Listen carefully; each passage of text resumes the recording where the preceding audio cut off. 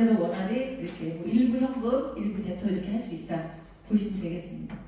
그리고 이 대토보상 사업을 크게 1단계하고 2단계로 제가 나눠요. 1단계하고 2단계로 크게 나눠요.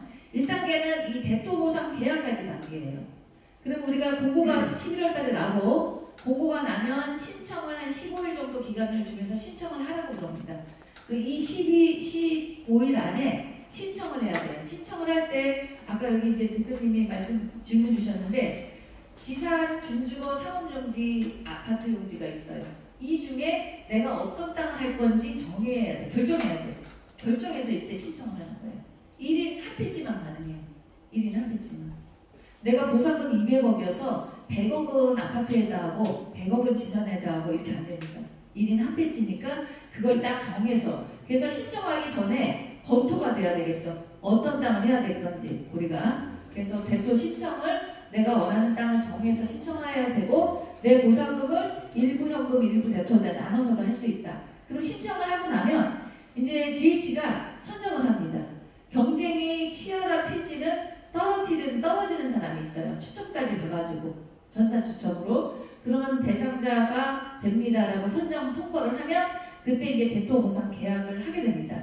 이 대토보상 계약은 아마도 12월 달에서 2월 달까지 이루어질 것 같아요. 왜냐면 1차에 하고요. 또 미달되는 땅들이 또 있을 거예요. 그러면 2차를 다시 합니다. 또 2차 공고를 다시 해요. 그래서 계약은 이렇게 이제 2월 달까지 진행이 될 것 같아요. 그리고 요즘 이렇게 여기 주민들이 많이 모르는 게요. 유언비어들이 여기 굉장히 많이 돌아다니고 있어요. 어떤 얘기냐면 조합이 먼저 이렇게 조합을 구성해서 땅을 받아놓으면 조합이 우선적으로 땅을 받을 수 있다. 자기네들만 먼저 좋은 땅을 가지고 올 수 있다. 생활대책용지가 또 이렇게 얘기를 하고 있어요. 생활대책용지 조합원을 지금 소상공인 같은 경우에 이렇게 모집을 하면서 우리가 이렇게 모집이 되면 우리가 최고 좋은 땅을 먼저 가지고 올 수 있다. 이거 다 틀렸습니다. 그냥 똑같이 신청받고요. 똑같이 적격자 통보를 하고요. 계약을 하는 거예요. 그래서 어떤 뭐 조합에 들어가야지 우선시 되고 자기 조합만 좋은 땅 받고 그리고 모집이 완료됐다. 이런 용어들도 많이 쓰거든요. 그러면 그분들은 아마 모집이 완료됐다는 얘기는 제가 봤을 때 이런 얘기일 거야. 300세대 이하 아파트를 공급하니까 거기가 벌써 이제 299명 이렇게 마감이 됐다는 거야. 세대수로, 명수가. 쪼개기 하신 분들은 그럴 수 있을 것 같아. 그렇지만 모집이 완료됐다고 해서 내가 아파트 용지를 할 때 그 땅에 못 들어가는 건 아니에요. 또 땅값도 채워야 되니까 땅값도 채우는 게 중요하거든요. 그래서 그분들이 뭐 고액자들이 들어와서 땅값을 900억, 1000억을 만들어 놓고 있는지는 모르겠지만 제가 봤을 때 그게 아니면 모집이 완료됐다 하면 그 조직도 낭패를 보죠. 땅값을 못 채우면 땅을 못 가져오니까. 그래서 이렇게 진행이 된다라고 보시면 되겠습니다. 그리고 이제 2단계로 넘어가요. 2단계는 이렇게 대토보상 계약까지 하고 있다가 3년 뒤쯤이라고 했죠. 제가 2026년도쯤 이제 내가 여기서 대토 신청한 대토보상 계약한 이 땅을 이제 여기서 땅 계약을 이제 용지 공급을 해주겠습니다. 라고 하고 용지 공고가 납니다. 공고가 날 때 또 땅이 나오면 제가 이렇게 그림 갖고 만들어서 설명하면 이해가 쉬운데 땅이 안 나와서 설명을 못 하는데 또 이제 이 방식이 어떻게 나올지 모르겠지만 예를 들어 지산이 2필지가 나왔어요. 근생용지를 설명할게요. 근생용지가 필지가 많으니까 근생용지는 여기 한 10필지 이상 나올 거거든요. 그러면 근생용지를 여기서 그냥 내가 근생용지 신청해서 여기서 근생용지로 대토보상 계약을 한 거예요. 그럼 여기서 용지 공급해준다라고 공고가 나면 근생용지 10필지 중에 그때 내가 어느 필지를 들어갈지 여기서 신청을 해야 되는 거예요. 여기서. 그러면 여기서 신청하면 A, B, C, D 땅이 있으면 A라는 땅이 제일 좋다 하면 다 A라는 땅이 좋으면 다 거기에 몰릴 거란 말이에요. 적어도 2대1, 3대1, 4대1 될 수 있단 말이에요. 그럼 신청을 하면 거기서 예를 들어 A라는 땅에 3사람이 신청이 들어왔어. 3팀이. 그러면 2팀은 떨어져야 되겠죠. 여기서 추첨을 하는 거예요. 떨어진 사람들은 다시 또 신청, 2차 신청이 다시 들어가요. 그리고 결정된 사람들은 여기서 용지 공급을 하는 거예요.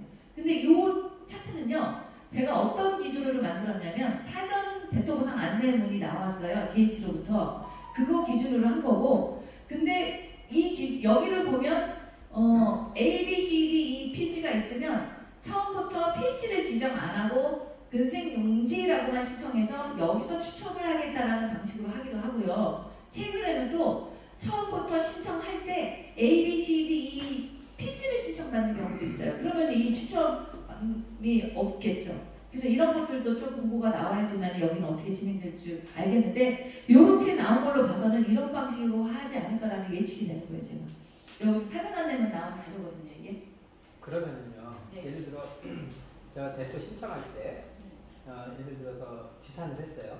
지산이 지금 뭐 몇 개인지 모르겠는데 예를 들어 6개로 나눠져 있다. 10명이 했어요. 네. 그럼 4사람은 떨어질 거 아니에요? 네 팀은? 네. 그러면 그 사람들 떨어진 팀에 있는 거는 그러면 다시 다른 거 대토 신청을 할 수 있는 건가요? 그렇죠. 대토 신청 받을 때는 여기 계약이 됐다라는 건 내가 어느 땅이든지 땅을 받아. 근데 이 땅이 1번 땅이냐 2번 땅이면 결정이 안 나거든요. 근데 이제 만약에 대상자 선정에서 네. 경쟁자가 많아서 네. 떨어졌어요. 여기서 네. 예. 떨어졌어요? 그러면 다른 거에 대토를 할 수 있냐는 그렇죠. 남아있는 거 있으면. 남아있는 거 네. 있으면 없으면 못해요. 내가 여기서 떨어져서 지산했는데 여기서 신청해서 했는데 선정해서 떨어졌어. 근데 다시 미달된 땅에 대해서 2차 공고를 다시 해요. 그런데 만약에 없어. 그러면 이제 대토할 수 없는 거예요. 예를 들어 그럼 근생을 신청을 했어요. 네. 그래갖고 대상자 선정이 됐어요. 네. 그러면 용지 공급하고 용지 공급 신청을 해서 네. 추첨을 했어요. 여기서 떨어질 일은 없는 거네요. 예를 들어 내가 안 좋은 원하지 않는 땅을 받을 수는 있지만 네, 맞죠. 추첨해서 떨어질 일은 그럴 일은 없어요. 이미 이게 됐다라는 거는 대토 보상이 계약을 됐다라는 건 내가 어느 땅이든 들어가는 거예요. 그리고 또 하나 이게 그 대토 보상 공고할 때 필요 충분 조건을 어떻게 맞춰요? 왜 그러냐면 대토 보상 공고를 할 때는 아까 뭐 예를 들어서 뭐 저기 모집 완료됐다, 299명 됐다, 땅값이 얼마인지 저기서는 안 나오잖아요, 감정가가. 그럼 예를 들어 내가 감정가를 1,000억으로 맞춰서 했어요. 네. 근데 나중에 감정가가 1,200억이 나왔어요. 그럼 그때는 어떻게 되나요? 좋은 질문 하셨네요. 고난이도 질문이네요. 전에 지금 이제 한 1년 전에 법이 바뀐 게 지금 땅값을 얘네들이 예상가를 준다 그랬잖아요. 그럼 예상가 1,000억 이렇게 이제 줘요. 그럼 딱 이 사람들은 1,000억만 계약을 해줘요. 1,000억만 계약을 하는데 3년 뒤에 땅 받을 때 이 땅값이 1,200억으로 올랐어요. 그럼 이 200억은 그냥 우리가 현금으로 납입하면 돼. 그러면 PF 같은 거 이렇게 해서 납입하면 되겠죠. 그렇게 이제 법이 좀 바뀌었어요. 뭐 주상복합도 마찬가지고. 네, 다 그래요. 그러니까 여기서 얘네들이 여기 공고 날 때 그 금액만큼만 채워서 계약을 해주고 그 이상 땅값이 오르는 거는 그냥 우리가 현금으로 납입하면 된다. 예를 들어 지금 뭐 2개가 지금 주상복합이 있잖아요. 네. 한 사람이 더해서 또 만들었어요. 그러면은 이거는 또 셋이서 추첨해야 되는 거 아니에요? 지금 두 팀이 됐다고 하니까. 두 필지를 준다 그랬어요. 아니요, 두 필지인데 네. 지금 아까 말씀하셨을 때 여기 대책위원회 두 군데서 네.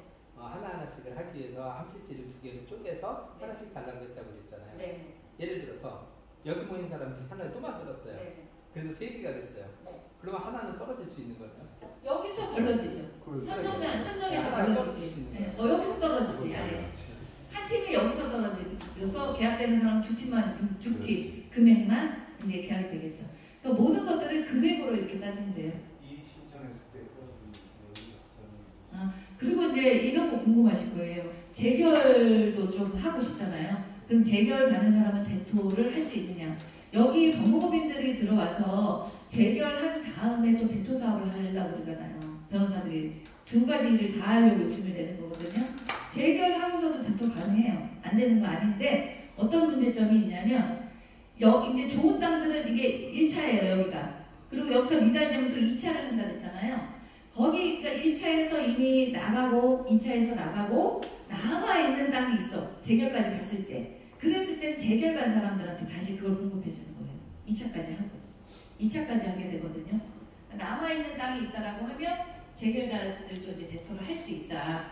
근데 이제 예를 들어 여기서 공급 방법이 필지로 신청을 받는다라고 하면 좋은 땅은 먼저 차겠죠. 마감이 되겠지. 그럼 내가 재결 갔다 오면 좋은 땅은 못 받는 거죠. 그런데 필지로 신청 안 하고요. 그냥 용도로 신청을 받을 수 있어요. 그거는 필지 번호는 이때 결정이 되는 거거든요. 그래서 남았으면 또 그것도 뭐 운 좋으면 들어갈 수도 있어요. 그러니까 공고가 나와야 어떤 방식으로 여기서 진행을 하는지가 이제 명확해집니다. 대토로 결정했으면 이제 대토 신청할 때 내가 지산할 거냐, 주복할 거냐, 상업할 거냐, 근생할 거냐를 결정을 하는 겁니다. 그래서 이 용지 하나 중에 내가 신청을 합니다. 그 신청한 것 중에 적격자 통보 받아서 계약이 되는 거죠. 그러면 지산용지로 저희는 이제 진행을 하게 될 것 같아요. 그러면 지산용지로 저희가 한다라고 하면 그냥 땅값은 1,000억이라고 저희가 볼게요. 그러니까 이 대토 보상 개발 개념을 좀 잘 몰라서 제가 이제는 기초부터 설명을 드리는 건데 땅값이 1,000억이에요. 그냥 예를 들어 3,000평짜리가. 그런데 그럼 1,000억을 모집해야지 돼. 그럼 1,000억 안에는 10억, 20억, 30억, 50억 이런 분들이 1,000억이 들어와야지 이 땅을 가져와서 사업을 할 수가 있어요. 그러니까 다수가 모여서 공동으로 사업하는 거다. 이 대토 개발 사업은 이렇게 보시면 되고, 단독으로 하고 싶은 분들은 근생용지 예를 들어 한 50억, 60억짜리 나오면 그 정도 보상금 되는 분들은 그거 하시면 되고, 또 이렇게 다수가 10명 넘는 10명, 20명이 하는 사업이 싫어. 나는 그냥 아는 지인들끼리 두세 명이 이걸 같이 하고 싶어 라는 분들은 예를 들어 보상금 한 10억, 20억, 30억 되신 분들은 근생용지 한 두세 명이서 할 수 있잖아요. 그렇게 이제 사업을 진행을 하셔도 됩니다. 그리고 이제 저희가 개발 사업을 하면은요, 이거 용지 공고 받았죠. 그리고 이제 용지 공고 받은 다음에 착공하고 분양을 하게 되고 준공을 해서 나중에 이제 청산을 하게 됩니다. 그래서 이 개발 사업 할 때 원칙은 뭐냐면 현금 배당 원칙이에요.